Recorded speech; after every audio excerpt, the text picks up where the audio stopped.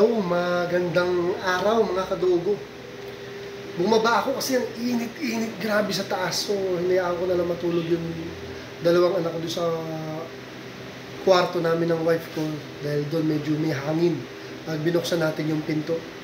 So, ako bumaba na lang dahil hindi mo kami kakasa sa isang kama, mga kadugo, no? Siyempre, daddy at mommy, sacrifice. So, eto ngayon mga kadogo. Pagbaba ko dito, habang ako init na init, yung dalawang electric fan. Ang natutulog ito. Sarap buhay habang ako init na init. Ayaw pa. Ayaw pa. Nako.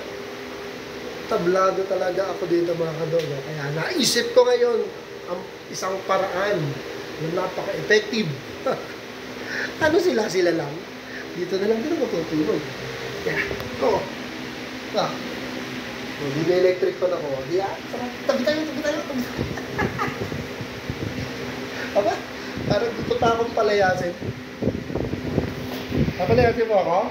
Tago ka. Tabi tayo. Yan. Sarap. Dito, vlog. Huwag mo na ako halikan. Hindi ka pa nagtututubrush. Hindi ako pa nagtututubrush.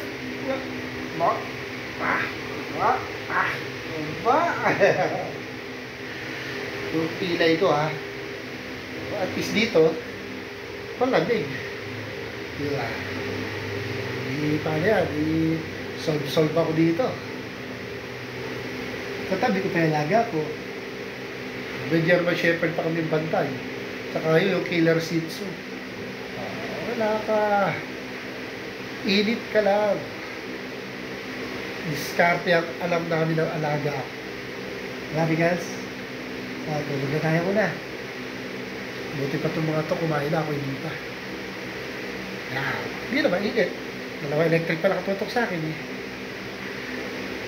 Sensya na kayo ha, nakikiagaw ako ng electric pan sa inyo. So, dito muna mga kadogo. Mag-nanap muna ako.